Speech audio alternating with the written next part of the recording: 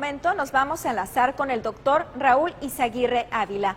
Él es médico cirujano y especialista en medicina interna y en hematología. Es jefe del Departamento de Hematología en el Instituto Nacional de Cardiología Ignacio Chávez. Ha recibido numerosos premios internacionales, impartido más de 450 conferencias y ha dirigido más de 25 tesis en el área de hematología, cardiología, medicina interna y bioquímica clínica. Su especialidad es la hemostasia y la trombosis. Actualmente, el doctor Raúl es presidente de la Junta Directiva del Grupo Cooperativo Latinoamericano de Hemostasia y Trombosis y es además, cabe decir, un orgullo tamaulipeco, ya que es originario de Tampico, pero él actualmente reside en la Ciudad de México, desde donde nos está tomando esta videollamada. Doctor Raúl, un gusto en saludarlo. Muchísimas gracias por compartir este tiempo con nosotros.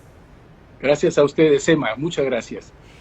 Y vamos a entrevistarlo en relación a algo muy interesante, público, que le vamos a informar y que le vamos a compartir. Y es que, mire, en estos últimos días nosotros hemos escuchado que el coronavirus puede causar neumonías, incluso severas, que llevan al paciente a un fallecimiento. Pero, doctor Raúl, quiero centrarme en otro punto que prácticamente se desconocía.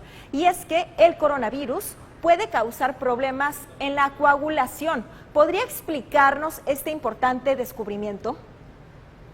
Sí, Emma, por supuesto. Eso ha sido una revelación muy importante porque puede marcar un parteaguas en la evolución del padecimiento. A todo mundo nos tomó por sorpresa esta enfermedad y se pensaba que el problema respiratorio era por daño directo del virus en el aparato alveolar. Sin embargo, las primeras autopsias que se hicieron mostraron depósitos de coágulos en la circulación pulmonar. Y ahora se sabe que el COVID, que evoluciona hacia la gravedad, en gran parte se debe a fenómenos de coagulación. Podemos tener trombosis en la circulación capilar de los pulmones, que conocemos como microangiopatía trombótica, ¿sí? O podemos tener incluso coágulos grandes que van y se atoran en la circulación pulmonar.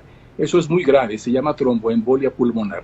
Cualquiera de estas complicaciones están ocurriendo en los pacientes graves con COVID.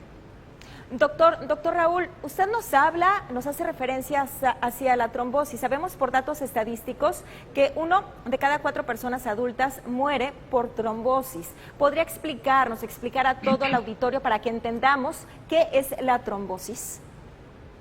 Sí, por supuesto. La trombosis es la formación de coágulos adentro de la circulación. Normalmente la sangre tiene que permanecer líquida para circular por todos los órganos libremente. Pero desafortunadamente por varios factores de riesgo, por enfermedades, la sangre se coagula en el interior de los vasos sanguíneos. Y si obstruye un vaso sanguíneo, ese tejido llega a morirse, lo que conocemos como un infarto. Sí. Entonces se sabe por estadísticas que 1 de cada 4 personas morimos o vamos a morir por algún problema de trombosis. Por ejemplo, infarto agudo del miocardio, tromboembolia pulmonar, accidente vascular cerebral, etc. Entonces es una de las principales causas de mortalidad en el mundo y desde el año 2014 la Organización Mundial de la Salud inició una campaña precisamente para prevenir trombosis. Justamente ahora nos alcanza el COVID, una enfermedad nueva, y coincide con que también presenta fenómenos trombóticos mortales. Entonces ya teníamos una campaña intensa contra la trombosis en los últimos 5 años, que ahora con el COVID se vuelve más importante la acción de prevenir la trombosis. Doctor Raúl Izaguirre, me quiero detener en el punto de entender los tratamientos para combatir al COVID-19. Y es que ahora con este conocimiento, pues vaya tan importante que usted nos está compartiendo, podemos entender que los medicamentos anticoagulantes representarían ya una esperanza para la recuperación de pacientes con coronavirus. Sí, efectivamente, eso han sido descubrimientos muy rápidos dentro del COVID. Los anticoagulantes son medicamentos que ya se conocían desde hace muchos años. Sí. Por ejemplo, la heparina tiene más de 100 años que apareció. La heparina se ha usado de rutina durante más de 70 años para prevenir y para tratar la trombosis. Entonces, no es un medicamento nuevo. De hecho, la campaña del Día Mundial de la Trombosis es emplear heparinas en hospitalización, porque estar internado en un hospital es un factor de riesgo para tener trombosis. En cirugía de cadera, cirugía de rodilla, o también si estamos internados por cualquier tipo de infección, por una insuficiencia cardíaca o por una infección respiratoria, podemos tener trombosis. La insuficiencia respiratoria se considera factor de riesgo. Cualquier neumonía de cualquier tipo ya sea bacteriana o por otros virus, se considera que es un factor de riesgo de trombosis y en esos pacientes hay que prevenir. Y ahora se ha visto que el COVID es mucho más trombogénico que otros virus. Desarrolla una trombosis rápidamente en los pacientes que tienen factores de riesgo. Por eso la heparina, siendo un medicamento tan antiguo, ahora ha cobrado una especial importancia en la prevención de las complicaciones de COVID. Se han hecho varios estudios rápidos desde China y en Europa también se ha observado que si se administra heparina oportunamente en el COVID grave, disminuye la mortalidad dramáticamente. Eso es significativo. Se ha demostrado en series de pacientes cómo baja la mortalidad si se emplea la heparina en forma oportuna. Entonces, el camino es que si un enfermo con COVID llega a un hospital ya en etapa avanzada o de gravedad, ahí mismo se empieza la prevención con heparina. Lo que quiero dejar muy en claro es que la gente no puede usarlo en su casa, sí, porque se está difundiendo tan rápido este conocimiento y el público y los médicos estamos tan ávidos de tener un medicamento eficaz que se podría caer en el exceso de considerar que la heparina hay que usarla en casa. No, no se puede automedicar.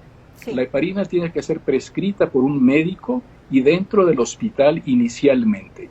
Es posible que algunos enfermos, después de superar la etapa de COVID grave y que regresen a su casa, puedan continuar unos días más con heparina. Otro de los mitos que quisiera derribar es que algunos han considerado que la heparina es la vacuna contra el COVID, porque se administra subcutáneamente. Pero esto no es así, no es una vacuna. Es un medicamento que impide las complicaciones de coágulos, que son las que pueden matar en el COVID.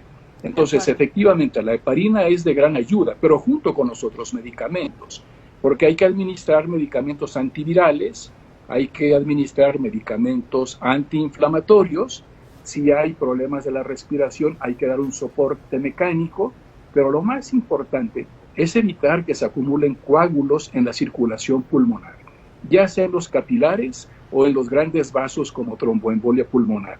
Y eso se logra con la administración oportuna de heparina.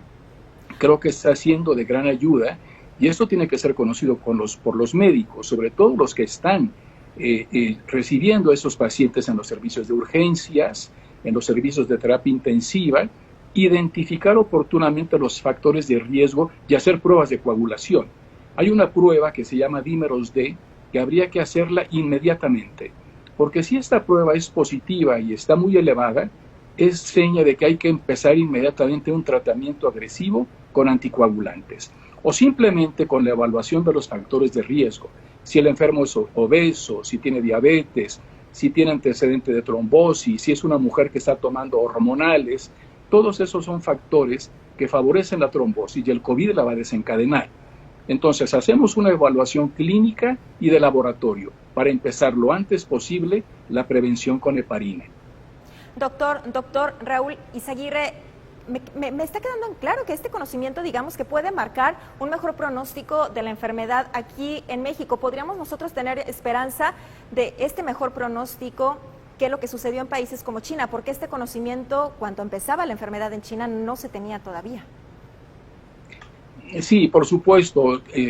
Siendo nosotros de los últimos países en entrar en la epidemia, hay que sacar ventaja de los conocimientos anteriores. Claro. En China se descubrieron en las primeras autopsias esos fenómenos de trombosis y ahora es ampliamente difundido en el mundo. Muchas de las sociedades más importantes del mundo están hablando de esto. A diario se están haciendo sesiones en línea, están apareciendo publicaciones, están apareciendo recomendaciones continuamente, haciendo un llamado a la importancia de prevenir la trombosis. Creo que esto va a mejorar el pronóstico de los pacientes con COVID. En México, con mis compañeros, ha habido una gran difusión y nosotros en el Instituto de Cardiología tenemos pacientes ya hospitalizados con COVID y estamos usando heparina, por supuesto, en la mayor parte de ellos. El paciente se atiende de una forma multidisciplinaria. Los que están en la sala de terapia intensiva son para recibir el apoyo ventilatorio y ahí está personal altamente calificado, sellado en esa área. Pero desde fuera participan especialistas como los infectólogos, los neumólogos y nosotros los hematólogos, dando la pauta para el tratamiento anticoagulante. Este tratamiento en equipo y en forma oportuna puede mejorar la evolución de los pacientes. En el Instituto de Cardiología estamos administrando heparina prácticamente a todos los enfermos que llegan con COVID de alto riesgo. Doctor Raúl Izaguirre Ávila, ¿siguen siendo los adultos el grupo de más alto riesgo de contagio y complicaciones por el COVID-19? Sí, por supuesto, porque hay que tomar en cuenta que los pacientes adultos, simplemente por la edad, ya tienen más riesgo de trombosis. A medida que envejecemos, tenemos más riesgo de trombosis. Y otros riesgos de trombosis son la diabetes, la obesidad, la hipertensión, que como factores clínicos aparecen en muchas escalas de evaluación. Tenemos métodos para calcular el riesgo de trombosis, como es la escala de Padua, la escala de Caprini, que tiene que ser aplicada por el médico que recibe a cada paciente en hospitalización. Con esta identificación de factores de riesgo, sobre todo los de mayor edad, se justifica plenamente empezar una tromboprofilaxis. Entonces, los grupos vulnerables como diabéticos, obesos, edad avanzada, se van a beneficiar mucho con una oportuna intervención haciendo prevención de trombosis. En el caso de que ya se haya instalado, que ya haya microangiopatía trombótica o ya haya tromboembolia pulmonar, hay tratamientos más agresivos, anticoagulación a dosis plenas o incluso trombolisis, que es para desbaratar los coágulos que ya se han formado. Así es que los grupos de riesgo serán los más beneficiados con esos tratamientos anticoagulantes. Doctor Raúl Izaguirre, jefe del Departamento de Hematología en el Instituto Nacional de Cardiología Ignacio Chávez, le agradezco mucho porque nos comparta esta que parece ser en medio de esta adversidad una gran noticia. Y quisiera preguntarle, ¿a quiénes es que podemos contactar? ¿Cómo podemos obtener más información sobre este alentador tratamiento? Sí, numerosas sociedades en México y en el extranjero están publicando guías y recomendaciones, están haciendo muchas sesiones en línea. Nosotros en el Instituto de Cardiología tenemos una guía elaborada que podemos poner a disposición. También existe la Sociedad Mexicana de Trombosis y Hemostasia. Tenemos en nuestra página una serie de bibliografía y próximamente subiremos una serie de webinars, de grabaciones sobre trombosis en COVID y por supuesto la Sociedad Latinoamericana que se llama Grupo Cooperativo Latinoamericano de Hemostasia y Trombosis. Es más fácil decir Grupo CLAT. Este Grupo CLAT es una sociedad donde participan todos los países de Latinoamérica, tiene una página excelente, muy dinámica, y hemos colocado, junto con la doctora Cecilia Guillermo, quien es la secretaria ejecutiva de la sociedad y se encuentra en Uruguay, hemos colocado una gran cantidad de bibliografía y se está elaborando un consenso latinoamericano para adaptar las indicaciones a cada uno de los países de Latinoamérica, que somos tan diversos y tenemos tantas carencias. La idea es que todos, dentro de sus posibilidades, puedan aplicar algún tipo de prevención de trombosis y de tratamiento. Así es que pueden consultar la página del Grupo CLAT, la página de la Sociedad Mexicana de Trombosis y el Instituto de Cardiología, además de muchas otras. Doctor Raúl Izaguirre Ávila, de verdad ha sido un placer charlar con usted. Sabemos que tiene muchísimo trabajo en estos días, pero esta información que hoy nos comparte nos llena pues realmente de esperanza de saber que existe este tratamiento que de cierta forma puede ayudar y prevenir que no se den tantos fallecimientos aquí en México. Le agradezco muchísimo, muchísimo, muchísimo por este tiempo y por esta entrevista. Estamos a la orden, Emma, y hay que cuidarnos todos mucho para evitar esta enfermedad. Claro que sí, doctor Raúl Izaguirre Ávila, de verdad, muchísimas gracias por este tiempo y por estas pues buenas noticias que nos está compartiendo en torno a este tratamiento anticoagulante. Gracias, doctor, saludos hasta la Ciudad de México. Gracias, saludos igualmente, buenas noches. Era el doctor Raúl Izaguirre Ávila, médico cirujano y especialista en medicina interna y en hematología, quien actualmente